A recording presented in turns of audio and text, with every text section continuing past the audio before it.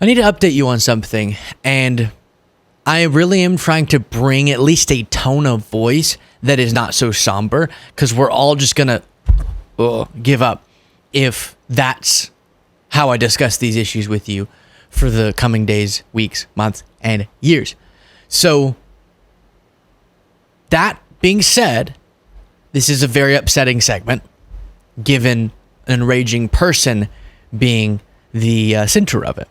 And that is self-identified white nationalist, completely disgusting person, Nick Fuentes, who is super, super far right, as you can imagine, as I already specified, and was the center of a Trump controversy where he had dinner with Donald Trump, and given the neo-Nazi views of Nick Fuentes, that was obviously reported on, and a lot of justified outrage came of it. And so this former dinner guest of Trump's does something that we've actually seen, but with a lot of MAGA influencers, which is them, now that Trump has won, saying things, admitting to things they didn't before. First, you're going to see Nick Fuentes' views on women. Then you're going to see him admitting, now that the election's over, I can say we did try to block the peaceful transfer of power, and it's crazy that you gave us power back after we did such a thing. As you're watching this clip, before the election, my big thing before playing the first clip was requesting that you all subscribe. The gravity of this moment does honestly make me feel weird going back to asking for that. But as I see, a lot of people are just giving up on this content. They're hopeless, and they're unsubscribing from channels across the pro-democracy group of channels. It is scary. And, it's people sort of punishing us for this horrible result. So if you do appreciate, in such a hard time, myself and the other channels in the space doing the work that we are, I would appreciate you clicking that subscribe button. And here is Nick Fuentes. And then I'm going to give you that mirrors this, my own sister writing to me about things that she's been being confronted in her face. The feel when you're totally not pressed. The feel when we control your bodies. Hey, bitch, we control your bodies. Guess what? Guys win again, okay? Men win again. And yes, we control your bodies. Hi, I'm your Republican congressman. Hi, I'm your Republican congressman. It's your body, my choice. And men, women again. Men win again. There will never, ever be a female president. Never. There will never be a female president, ever. It's over. Glass ceiling. Dude, it's a ceiling made of fucking bricks. You will never break it. Your stupid face keeps hitting the brick ceiling. All right, you get enough of that clip. I'll stop it. This is what people voted for. Trump had dinner with this guy. So again, my big goal today was not to start screaming or get into some rant. Because your heart's, in terms of the heart rate, it just can't take that. We can't all be in that state of rage healthily for the next years. But I think the reason he said, I'm your Republican congressman, is because he's admitting when they go, no, this isn't about anything controlled or anything like that. At least some of them don't believe that for a second. And that is what it's about for them. And it is about hurting people and controlling people. Then, because it's, before getting to this next clip of his, because it's more in line with the first topic that was shown there. So my sister's in college, and all of this has been so emotional, of course, for all of us. But it's hard for it not to hit you even more whenever you get sort of personal examples of what this is bolstering, who this is enabling, and who this is hurting. And so I'm keeping a lot of this private. She's my little sister, and there's crazies out there. So I won't even show the video because there is some school branding. But at her college, she sent my family group text a video, and people had made signs that said women are property. Property includes and listed women. And of course, the usual suspects also putting up homo sins and homo is a sin, I guess. It's strange wording. But she captioned it, "This is what happens. This happened at my college. There was a sign, they said women are property. Very sad. And the school can't do much about it, I guess, given people's freedom of speech." And that's what my little sister is seeing, right? As she's just now getting engaged in politics. This is what's slapping her in the face. That people wait until after the election results so that they can go out and go, yeah, this actually is what we were about. We were hiding it, but this is what we're about.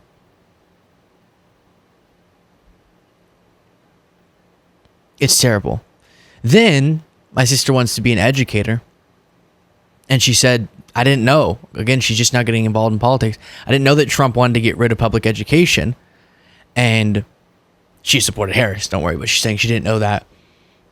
Yeah, even so. And it's super scary for me and future educators. He's trying to get rid of books about all these issues as his movement is. And that includes proper history about slavery and women's rights and LGBTQ things.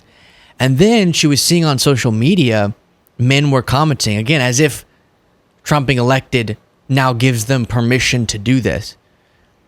And they were commenting on social media posts, "Make me a sandwich. Your body, my choice. Lose your rights. Find a husband with a job. Men won. Women are genuinely overrated." Or did I say men? I meant to say women are genuinely overrated is what they were posting. So again, I know my little sister is also an adult, but she's always going to be my little sister. And what she's seeing as one of her first engagements with politics is the worst of it. Is people saying, your body, my choice, property, make a sandwich, and the most horrific of things. And it really does. It really does enrage me. And it should all of you. But sitting, sulking, and just being mad does nothing for anyone. So if I love myself, my community, my country, my sister, then sitting on my butt for the next years does nothing. Us being stagnant does nothing. But us making sure that next time we vote, we've cultivated such a powerful pro-democracy movement that Republicans will be politically and electorally terrified and then trounced. That the Republican Party as an institution is going to regret electing Donald Trump. That it's going to cause such a political nightmare for them, they won't be able to get over it for decades. He'll stain their party so badly. We have to make sure that happens. And it's possible. And people couldn't get their head around what I talked about in a different segment. They couldn't get their head around the fact that, yes, this post-pandemic economic pain, like the affordability issues that were exacerbated because of it, that we saw globally, that both that could be handled very well by Biden and Harris, and it still not be where we want it to. But if Trump had been in power at that time, it would have been much worse, given all the data-driven comparisons that we've done globally and with projections.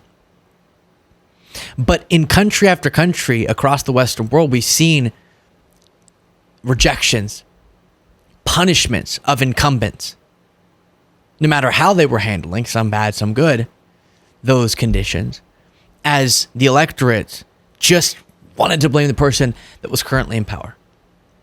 And the American people couldn't get their head around that the solution to those problems was not putting the guy who made them so much worse on his way out of office back in power. And they're about to see, as heartbreaking, even the people who voted for him, I don't want them to have to experience this, but they're about to, something that will cause so many, the vast, vast majority of Americans, to say this is not what we want. And so all we can do in the meantime is try to pressure publicly Trump and Republicans to not do the worst of their intentions and to build a movement, as I said before, that is so strong there's no chance anything but a landslide for us comes next time. That's what we can do. And that's what we have to do if we really do care about people. So if I care, if I love my little sister, which I do, if I love my brothers, if I love my community, and again, because on every policy issue, Trump is worse, it's not like you have to go outside of yourself to vote the correct way, even if you're just voting in your self-interest, because everyone's impacted by the economy, and the economy does way better under Democrats over the last century. So for every reason, whatever it is that motivates you, we have to stay engaged. Then you have Nick Fuentes going, okay, now that the election's over, it's time that I admit, yeah, we did all the things the media said. Let's not forget that on January 6, 2021, his supporters, including myself, stormed the Capitol. For legal purposes, I'll say I'd never entered the building, which I didn't. But rhetorically speaking, okay, his supporters stormed the U.S. Capitol in order to stop the transfer of power from the Democrats to the Republicans, just like the media said. The media said he won't admit that he will concede defeat. They said, when we do the election, he must swear that he will affirm the result, because what if he doesn't give up power? And he almost didn't. He never conceded defeat. He refused to concede throughout every constitutional procedural deadline. He challenged the result everywhere, summoned his supporters. And then at the last deadline, he summoned all of his legions to the capital city, where he gave a speech outside the White House and directed them to protest the result outside the Capitol where it was being tabulated. And they broke in. And now, don't get me wrong. That is a whole other conversation, whether it was organic, whether there were bad actors involved, whether it was a plot. That's an altogether separate discussion. It is true that whether there were some agitators or none, and I think there were some, his real supporters did breach the Capitol. They did break the windows. They did enter. They did beat cops. Okay, that happened. And they sent in the cops, the riot police, to break it up. The DOJ arrested thousands of them. And it was after that Trump got elected in he won the popular vote in a landslide after that.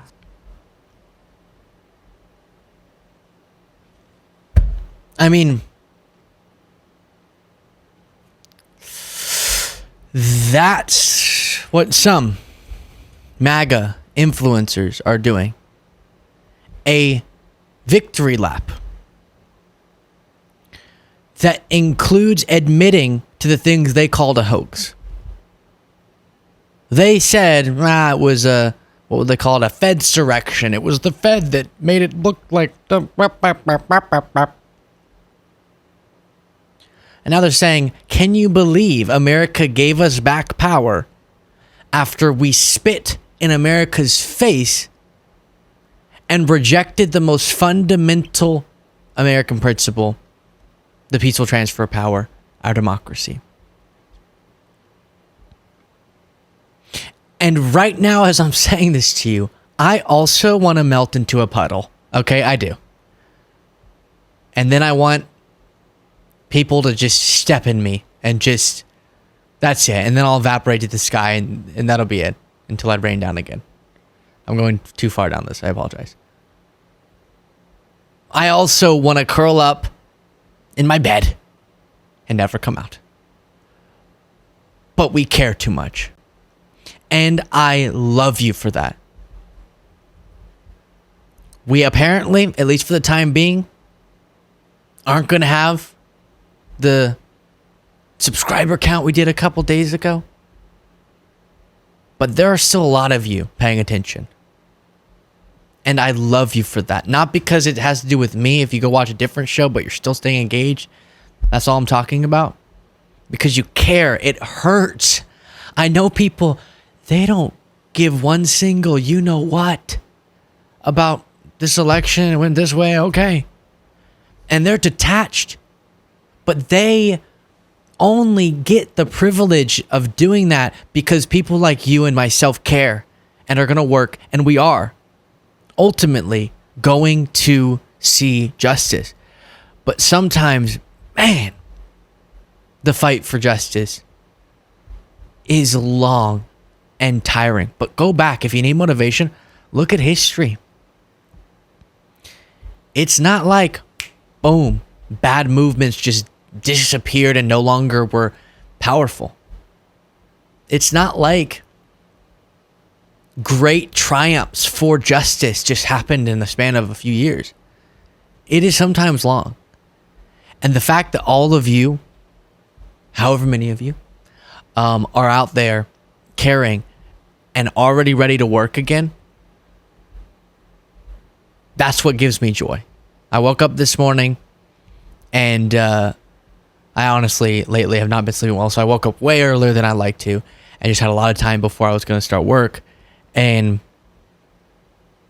had a lot of dread. One of the things I like about the show, or I liked a lot about it before, was that a lot of times we would have fun. I'd sort of laugh and it would be funny or whatever. And knowing that that's not the mood that I'm in for the most consequential reason, and that so many of you are in pain, put a lot of dread in my heart about even coming to work. And then the thing that made me get a spark of joy was thinking about that there are so many of you. And then I looked through DMs we've been getting and comments you've been leaving, and you care. I'm just going to keep saying that. And that matters so much. And when the Republican Party comes to us and says, I am so regretful that we ever let Trump do what he did because it's destroyed our ability to get elected. Our party is in shambles. We will say, we told you so. Because that's all we can now work to do, is make sure that the next time we win, and that in the meantime we publicly pressure so that the worst of it doesn't happen. But we're going to be justified saying that because we are working in the good of even those Republican voters. That's the thing. What Trump's about to do, it's not good for them even. Let me know your thoughts in the comments.